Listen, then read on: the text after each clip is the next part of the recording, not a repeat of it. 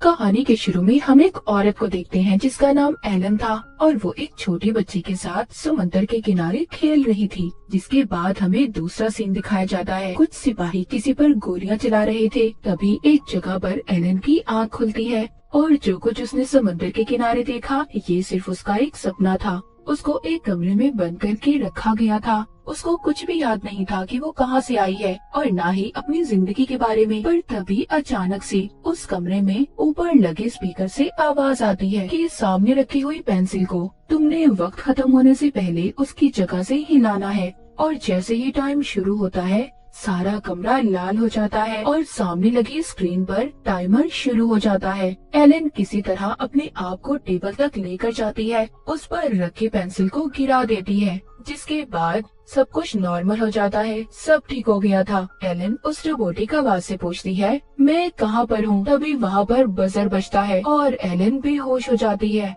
तभी उसे एक सपना आता है जिसमें वो समंदर के किनारे रेत को देखती है। ये सब देखने के बाद दोबारा से होश में आ जाती है,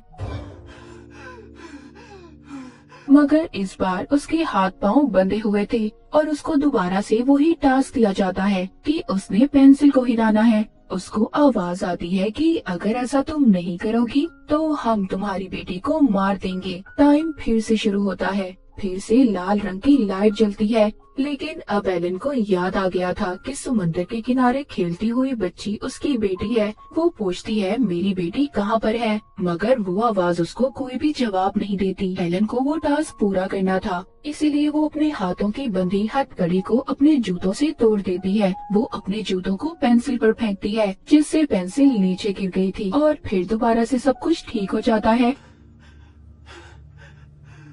एलन फिर से बेहोश हो गई थी। उसको फिर से सपना आता है, मगर इस बार उसको सब कुछ सही दिखाई दे रहा था। उसकी बेटी गाना गा रही थी। वो एलन को भी अपने साथ गाना गाने का कहती है। वो जब उसके साथ गाना गाती है तो गाती हुई सो गई थी, जिसके बाद उसकी आँख इस कमरे में खुली थी जहाँ पर सब कुछ उसके साथ अजीब हो रहा था, मगर इस बार उसके हाथ पाँव खुले थे। वो इस कमरे में दरवाजा ढूंढ रही थी, पर यहाँ पर तो ना कोई खिड़की और ना ही कोई दरवाजा था। टेबल पर खाना भी रखा हुआ था जो काफी अजीब था। एलन वो खाना खा लेती है। वो जब प्लेट में अपना अक्स देखती है तो उसको ये सब कुछ काफी अजीब लग रहा था। वो उस आवाज से पूछती है क्या किया है तुमने मेरे साथ और यहाँ पर क्यों रखा है मुझे, मगर उसको कोई जवाब नहीं आता। एलन रोने लगती है और फिर रोते हुए सो जाती है। उसको दोबारा से वही समंदर के किनारे का सपना आता है, लेकिन वो जल्द ही जाग जाती है।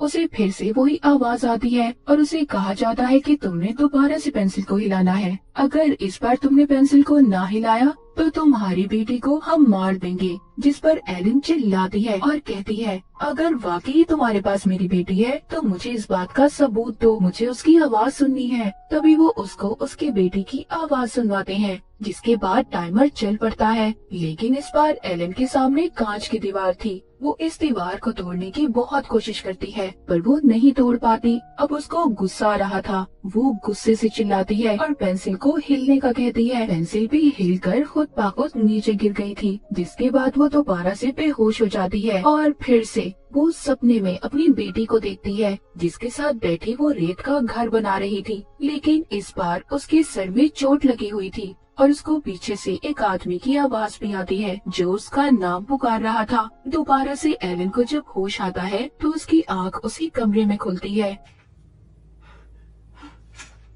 इस बार उसको कुर्सी पर बांधा हुआ था और उसके सामने एक आदमी भी था। एलन के सर पर बिल्कुल वैसी ही चोट लगी हुई थी जैसी उसके सपने में थी। वो आदमी एलन के पास आता है, पर वो ये समझ रही थी कि शायद यही वो आदमी किडनैपर है जिसने इसे यहाँ पर कैद किया हुआ है। वो उसको धक्का देती है, पर वो आदमी बताता है कि मैं तुम्हारा हस्बैंड हूँ, रॉजर नाम है मेरा। तभी एलन को सब याद आता है। वो अपने हस्बैंड से कहती है जिसने भी हमें यहाँ पर कैद किया हुआ है उन लोगों के पास हमारी बेटी है। अगर हमने उनकी काम ना किए, उनकी बात ना मानी तो वो हमारी बेटी को मार देंगे। पर तभी अचानक से उस रोबोट की आवाज आती है जो दोबारा से इनको पेंसिल हिलाने का कह रहा था। इस बार पेंसिल रॉजर उठाता है, पर आवाज आती है नहीं, ये काम सिर्फ एलन ही पूरा करेगी। अब एलन कैसे करती, उसको तो बांध कर रखा हुआ था।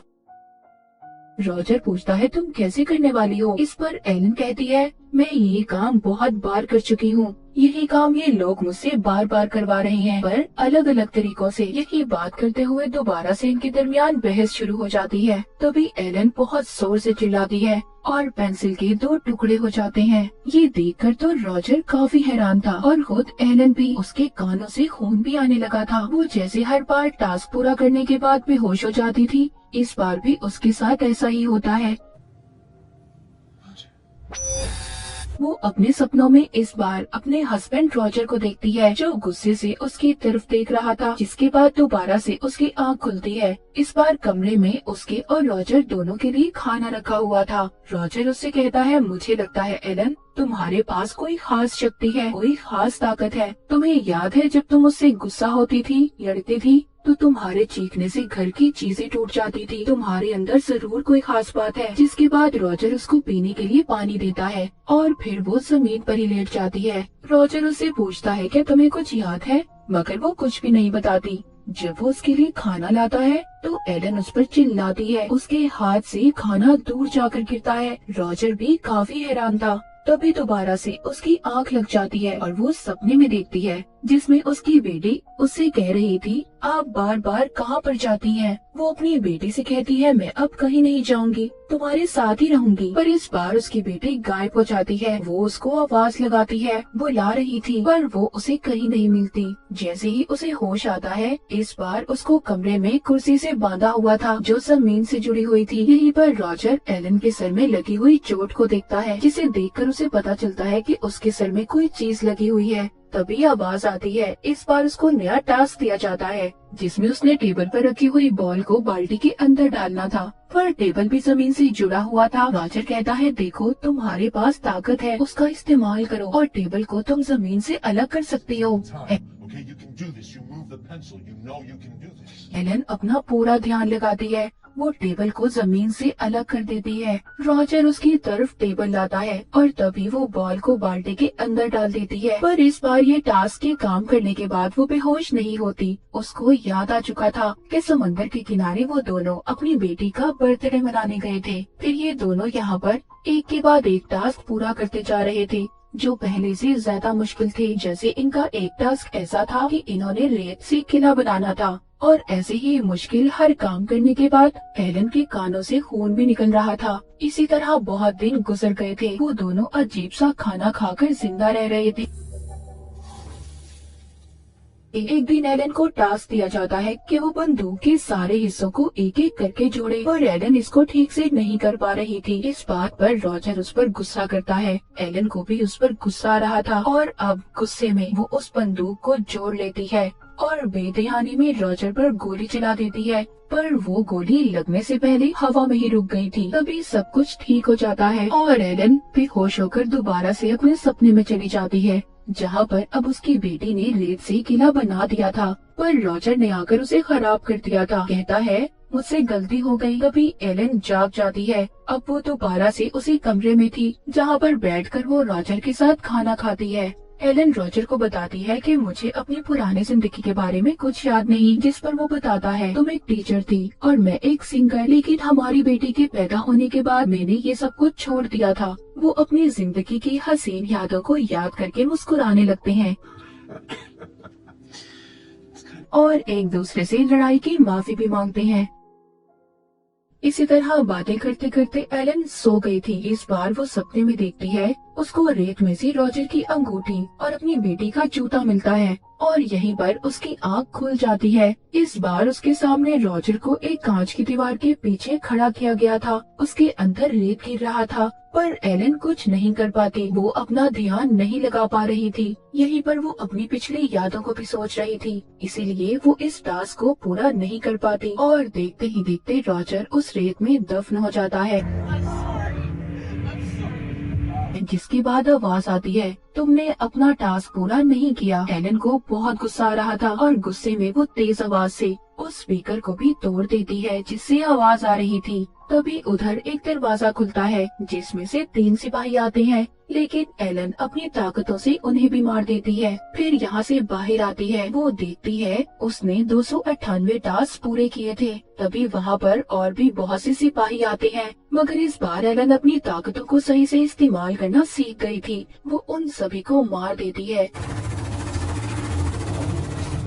जब वो बाहर आती है तो उसे 3 दरवाजे नजर आते हैं और उधर ही रॉजर भी मिलता है। जब ये उसके पास जाती है तो वो इसको बताता है, तो वो एक दरवाजे की तरफ इशारा भी करता है, कहता है सब मेरी तरह है। जब एलन उस दरवाजे को खोलती है उसमें से रॉजर जैसा ही हम शक्ल बाहर आता है। तभी उधर और भी सिपाही आ गए थे, वो भी सभी एक ही शक्ल के थे। एलन उन्हें भी मार देती है और फिर एक कमरे में जाती है जहाँ पर उसे रोबोट की आवाज आ रही थी कि तुम्हारी बेटी मर चुकी है। ये सुनकर एलन अपने कंट्रोल से बाहर हो जाती है और जोर से चिल्लाती है। वो लोग जिन्होंने इसे कैद किया हुआ था इसके पीछे लगी डिवाइस को बंद कर देते हैं जो यादें मिटाया करती थी। मतलब ये था कि उसके सर के पीछे जो चोट लगी हुई थी वो दरअसल एक डिवाइस थी जो उसके दिमाग में फिट की गई थी। यहाँ पर एलन को सब याद आता है कि उनकी बेटी का बर्थडे था। वो सभी मिलकर समुद्र के किनारे घूमने गए थे, लेकिन इसी बीच रॉजर की उसके साथ लड़ाई हो गई और गुस्से में रॉजर ने उस पर हाथ उठाया था, जिस वजह से वो गुस्से से चिल्लाई और उसके इतने जोर से चिल्लाने की वजह से